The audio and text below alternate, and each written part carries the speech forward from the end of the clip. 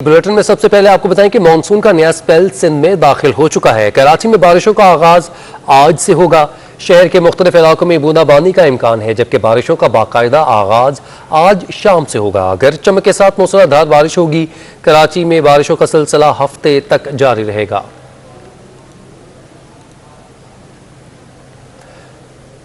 बारिशों का नया सिस्टम सिंध में दाखिल हो चुका। बारिशों के पेश नजर बरसाती नालों की सफाई का काम जोरों शोर से जारी है। महमूदाबाद नाले से कचरा निकालकर डंपिंग पॉइंट्स पर फेंका जा रहा है। में फिर बरखा रुत आएगी। कल से हफ्ते तक बादल बरसेंगे। महकमा मौसमियात ने बारिशों के नए स्पेल की पेशगोई कर दी। बारिशों के पेश नजर शहरी इंतजामिया ने बरसाती नालों की सफाई का काम तेज कर दिया। औरंगी, गुज्जर और महमूदाबाद समेत मुख्तलिफ नालों से कचरा निकाल कर डंपिंग पॉइंट्स पर फेंका जा रहा है। शहरी कहते हैं कि सफाई न होने से बारिशों में नाले का पानी बाहर आ जाता था। हाल तक कुछ नहीं, पानी ने आया है, अभी बनाया है, पहले तो बाहर आ जाता था। जैसे बारिश आती है नाले के बाहर पानी आ जाता है। शहर में गैर कानूनी तामीरात के खात्मे के लिए सिंध हुकूमत की जानिब से कायम की जाने वाली 3 कमेटियों की रिपोर्ट पर डिस्ट्रिक्ट के माड़ी में जल्द कार्रवाई शुरू किए जाने की तवक्को है। गवर्नमेंट या स्टेट लैंड पर तो किसी भी किस्म की जो है कंस्ट्रक्शन अलाउड नहीं, गैर कानूनी, और उसके खिलाफ हम मुसलसल आपने देखा होगा कि एंटी ड्राइव करते हैं। रही बात हमारी जो सिंध बिल्डिंग कंट्रोल अथॉरिटी और मुतल्लिका दूसरे इदारों के साथ जो सर्वे का काम जो हमने लास्ट वीक में मीटिंग की थी, उस सर्वे के मुताबिक हमारे लोग जो हैं वो सर्वे कर रहे हैं, ऐसे घरों को आइडेंटिफाई कर रहे हैं जिनकी कंस्ट्रक्शन एज पर रूल नहीं है या SBCA के कानून के मुताबिक नहीं है। उनको पहले हमारा काम है लिस्ट बनाना। तो आप जानते हैं कि वो लिस्ट अभी तक माशाल्लाह मुझे लगता है कि तकरीबन 1-2 रोज़ में हम मीटिंग करके उस लिस्ट को फाइनलाइज करेंगे। तो पहला मरला हमारा था सर्वे का, वो सर्वे हो रही है। सर्वे के बाद जो अगला मरला होगा वो डिमोलिशन पे जाएंगे। बात करेंगे बढ़ती हुई महंगाई के हवाले से। शहरियों ने के इलेक्ट्रिक की जानिब से फ्यूल एडजस्टमेंट की मद में बिजली की कीमत में 97 पैसे फी यूनिट इजाफे को मुस्तरद कर दिया। शहरी कहते हैं कि बिजली आती ही नहीं, इजाफा किस बात के लिए। शहर कायद के बासियों के लिए दोहरी अजियत। एक तरफ बिजली गायब तो दूसरी तरफ फ्यूल एडजस्टमेंट के नाम पर कीमत में इजाफे का बोझ। के इलेक्ट्रिक ने एक बार फिर नेपरा से फ्यूल एडजस्टमेंट चार्जेस की मद में बिजली 97 पैसे फी यूनिट महंगी करने की दरख्वास्त कर दी। सार्फिन ने फ्यूल एडजस्टमेंट की मद में इजाफे को मुस्तरद करते हुए शिकवा किया है कि के इलेक्ट्रिक बिजली देती नहीं। 10-10 घंटे लोड शेडिंग की जाती है, लेकिन हर महीने बिल बढ़ा दिया जाता है। हम लोग तो पहले इतने परेशान हुए पड़े हैं, घरों में लोगों को खाने के वादे पड़े हुए हैं, इधर ये बिजली हमारे को दे नहीं रहा। रात दिन की परेशानी है। हम लोग यहाँ नए शिफ्ट हुए हैं, अभी तो यहाँ पे बिजली हमारे पास आ ही नहीं रही, समझ लें। जिसका 10,000 से ऊपर होगा उसको 20% ये एक एक्सेस लगा रहे हैं, और as well as KMC charges 200 रुपये वो प्लस कर रहे हैं। तो क्या करेगा आदमी, दे क्या रहे हैं, फैसिलिटी क्या है। शदीद गर्मी में घंटों बिजली की बंदिश तो अजियतनाक है ही। कीमतों में इजाफे और इजाफी टैक्सों ने भी गरीब आवाम की कमर तोड़ दी है। शहरियों ने हुकूमत से मुतालबा किया है कि वो के इलेक्ट्रिक के निज़ाम को दुरुस्त करते हुए इन्हें अजियत से बचाए। कैमरामैन शाजिब रजा के हमरा हबीब खान, सिटी 21। जबकि एशियाई तरक्याती बैंक ने पाकिस्तानी मईशत पर आउटलुक 2021 जारी कर दिया है। रिपोर्ट में कहा गया है कि गंदम, चीनी और अशिया खुर्दनोश की कीमतों में इजाफा महंगाई का बायस बन सकता है।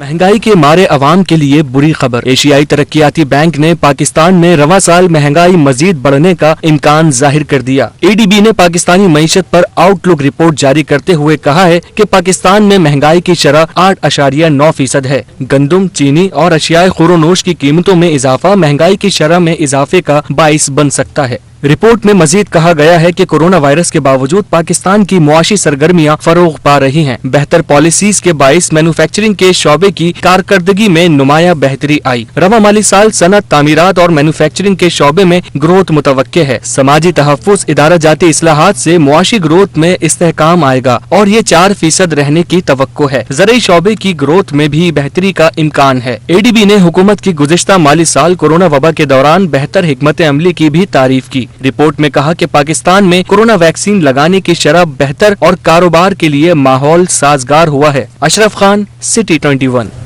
अब बात करेंगे डॉलर की ऊंची उड़ान की।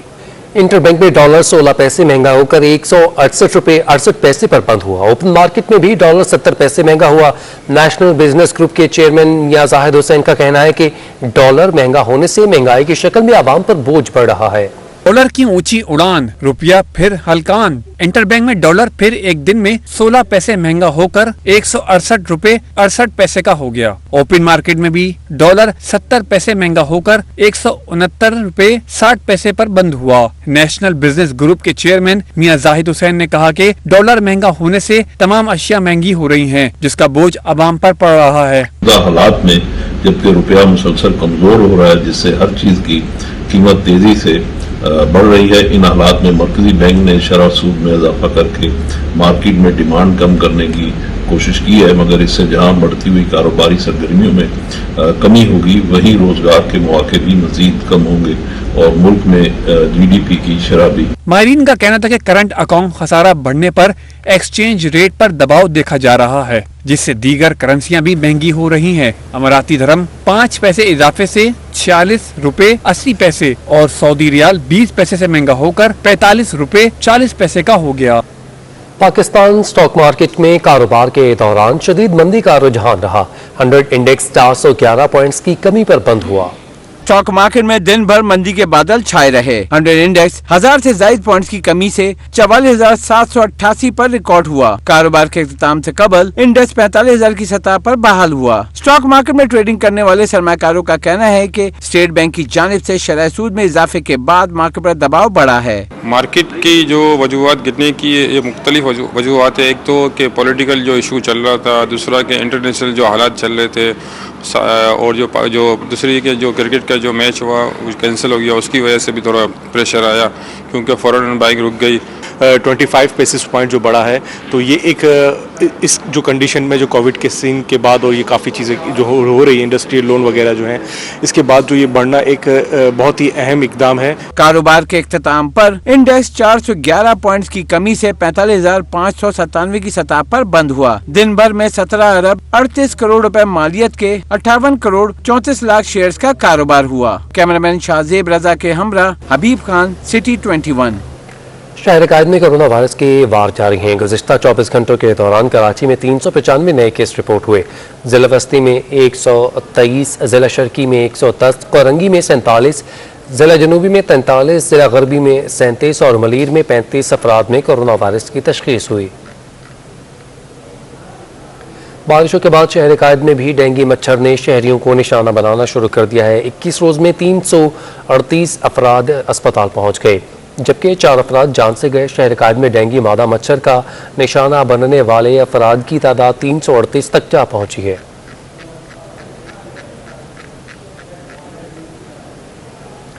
लेजेंड अदाकार उमर शरीफ की अमरीका इलाज करवाने की तैयारियां आखिरी मराहिल में दाखिल हो चुकी। उमर शरीफ के साहबजादे जवाद उमर का कहना है कि आज एयर एम्बुलेंस आने का कोई इम्कान नहीं। एयर एम्बुलेंस आने में 2 से 3 रोज़ लग सकते हैं। जवाद उमर ने कहा कि सिंध हुकूमत ने एयर एम्बुलेंस की रकम अदा कर दी है।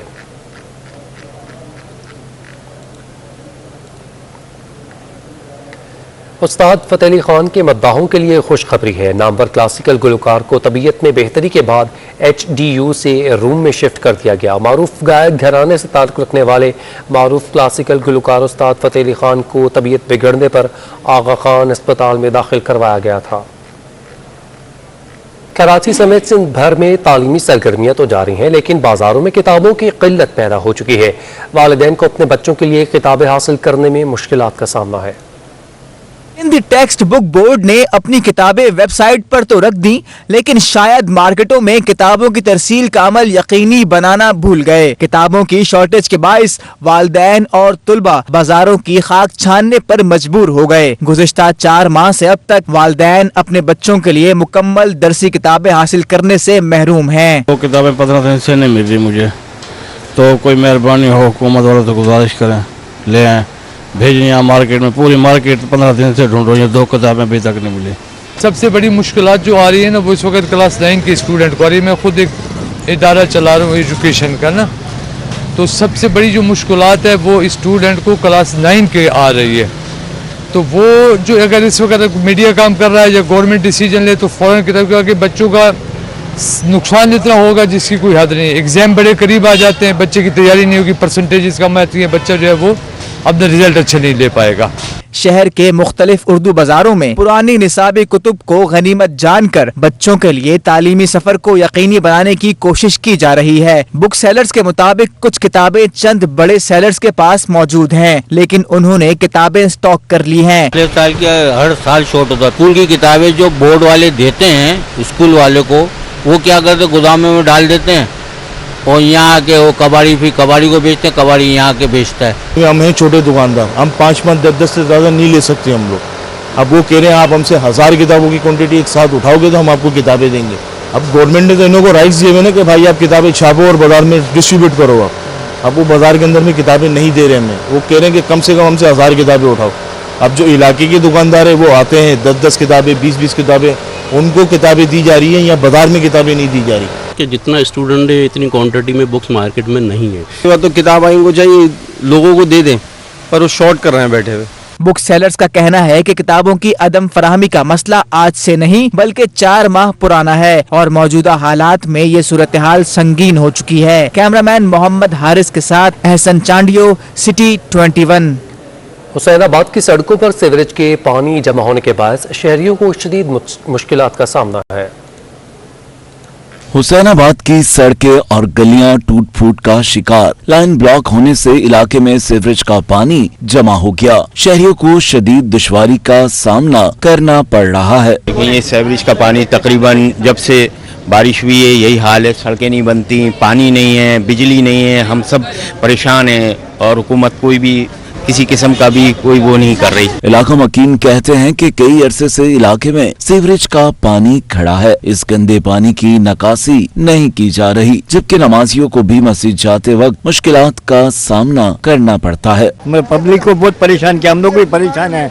मेरे बीमार सिमार है, हम नमाजी आदमी है, कोई आता रहता है तो सारा ये कपड़े गंदे हो जाता है, कोई बोलने वाला नहीं है इधर हुसैनाबाद के अंदर। हुसैनाबाद के रिहायशी कहते हैं कि मुतादिद शिकायत के बावजूद कोई तवज्जो नहीं दी गई। इंतजामिया से गुजारिश है कि इन टूटी फूटी सड़कों और सीवरेज के पानी का कोई हल निकाला जाए। वज़ीर आला सिंध मुराद अली शाह से पंजाब की 31 रुकनी पार्लियामेंट्री वफ्द ने मुलाकात की है। वज़ीर आला सिंध ने वफ्द को थर का दौरा करने की दावत दे दी है। मुराद अली शाह ने वफ्द को बताया कि सिंध हुकूमत यकसा निसाब के हवाले से बेशतर असबाब की वजह से अमल नहीं कर पा रही है। हमारे यहाँ ज़्यादातर सिंधी मीडियम में पढ़ते हैं। निसाब से तरीके से बनाया जाए कि जिस पर अमल दरामद यकीनी बनाया जा सके।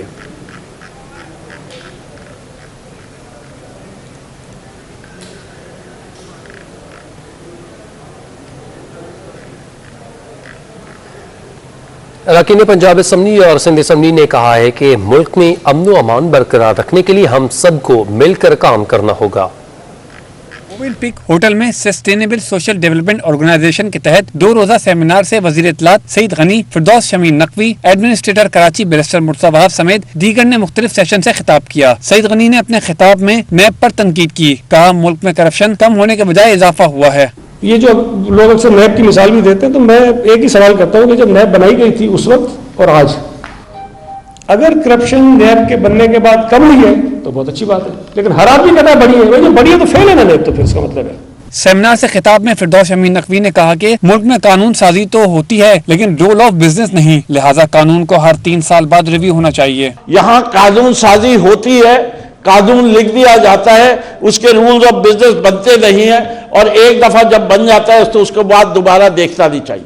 मैं समझता हूं कि हर कानून में एक शक होनी चाहिए कानून साजी में कि ये कानून 3 साल बाद 5 साल बाद फिर रिव्यू किया जाएगा और असेंबली दोबारा पास करेगी। एडमिनिस्ट्रेटर कराची बैरिस्टर मुर्तज़ा वहाब ने अरकान पंजाब असेंबली के सवालात के जवाब दिए थे। अरकान पंजाब असेंबली के सवालात का जवाब देते हुए कहा कि जब एक शहर के 28 कप्तान होंगे तो शहर की सूरत हाल भी ऐसी ही होगी। जब तक एक कप्तान नहीं होगा शहर बेहतर नहीं हो सकता। तो एक शहर जिसके अंदर 18-19 कप्तान हो तो उसके अंदर थोड़ा थोड़ा केओस तो होगा ना। उसको रिजॉल्व करने के लिए प्रोविंशियल गवर्नमेंट अकेले काम कर नहीं सकती है।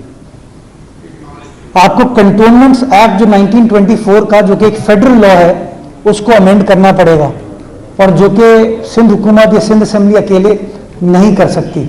तकरीब में सिंध और पंजाब के ताल्लुकात की बेहतरी, नेशनल एक्शन प्लान पर अमल दरामद और इंतहा पसंदी के खात्मे के लिए तबादला ख्याल हुआ और SSDO की काबिश को भी सराहा गया। कैमरामैन इब्राहिम के साथ मोहम्मद कामरान, सिटी 21। पंजाब असम्बली में पीपल्स पार्टी के पार्लिमानी लीडर हसन मुर्तज़ा कहते हैं कि दो भाइयों से इंतकाम लेने के लिए हुक्मरानों ने पूरी कौम को सूली पर चढ़ा दिया। उन्होंने नून लीग को तहरीक इंसाफ के सहूलतकार भी करार दिया।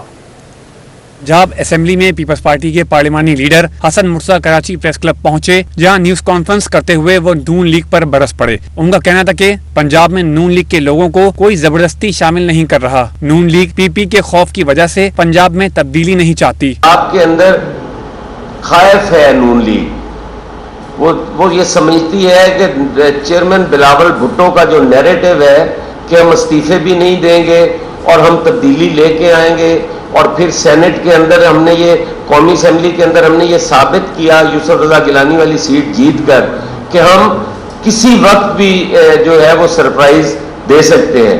हसन मुर्तज़ा का कहना था कि अरकान पंजाब असेंबली तब्दीली के लिए तैयार हैं, लेकिन किसी को जमानत या रिलीफ दिलाने के लिए नहीं। पीपल्स पार्टी बातचीत के दरवाजे बंद नहीं करती। तहरीक इंसाफ, आजाद और जहांगीर तरीन ग्रुप भी हमारे साथ हैं। हमारे साथ PTI के नाराज अरकान, वहाँ पे 2-3 ग्रुप्स हैं PTI के, जिसमें जहांगीर तरीन ग्रुप है, जिसमें एक हम ख्याल ग्रुप है, जिसमें एक इंडिपेंडेंट का, वैसे जिन्होंने अभी तक कोई पार्टी ज्वाइन नहीं की 4-5 मेंबर वो हैं, उनका एक ग्रुप है।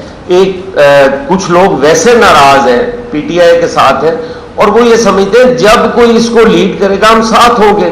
रहनुमा पीपल्स पार्टी का मजीद कहना था कि बिलावल भुट्टो जरदारी ने पंजाब का दौरा किया तो लोग घरों से निकल पड़े। वजीर आजम इमरान खान की नाअहली की वजह से लोग निकले। जनूबी पंजाब में बिलावल को बहुत पजीराई मिली। कैमरामैन शौकत अली के साथ इख्तिदार अनवर, सिटी 21। सरबराह MKM पाकिस्तान बहाली कमेटी डॉक्टर फारूक सत्तार मुलाकात के लिए मुस्लिम लीग काफ के रहनुमा तारिक हसन की रिहाइशगाह पहुंचे। खबर मीडिया को देने पर फारूक सत्तार नाराज होकर बगैर मुलाकात किए वापस रवाना हो गए।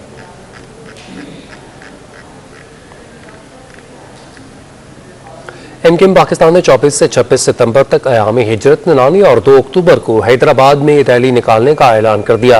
फैसल सब्जवारी कहते हैं रैली में शहरी इलाकों के मसाइल को उजागर किया जाएगा। किसान अपनी सियासी तारीख में नया दिन ले आई। 24 से 26 सितंबर तक अयाम हिजरत मनाने का ऐलान कर दिया। सेनेटर फैसल सब्जवारी ने सिंध हुकूमत पर शहरी इलाकों से तासुब बरतने का इल्जाम लगाते हुए कहा 2 अक्टूबर को हैदराबाद में रैली भी निकाली जाएगी। हमारी रैली है, सिंध हुकूमत जो निशाना बना रही है शहरी सिंध बिलखुसूस हैदराबाद को, तो 2 अक्टूबर को हमारी ये रैली है। कल्चर के नाम के ऊपर बद तहजीबी का मुजाहरा नहीं होगा इंशाअल्लाह ताला।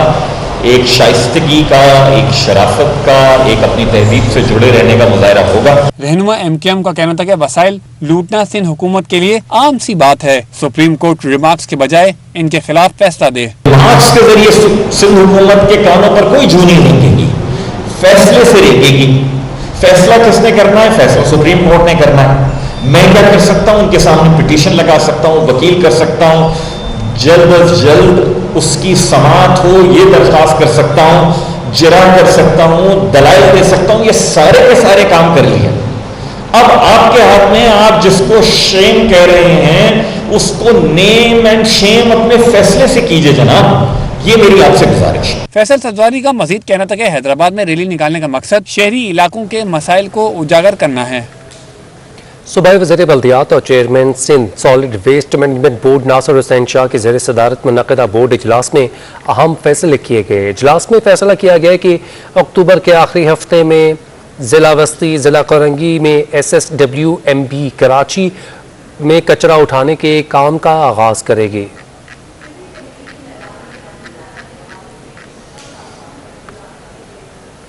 ज़िले मलीर की आवाम बुनियादी मसाइल के हल के लिए सिंध हुकूमत के नुमाइंदगान के सामने सरापा एहतजाज बन गई। हुकूमती नुमाइंदगान ने मुजाहिरीन के मसाइल हल करवाने की यकीन दहानी करवाई।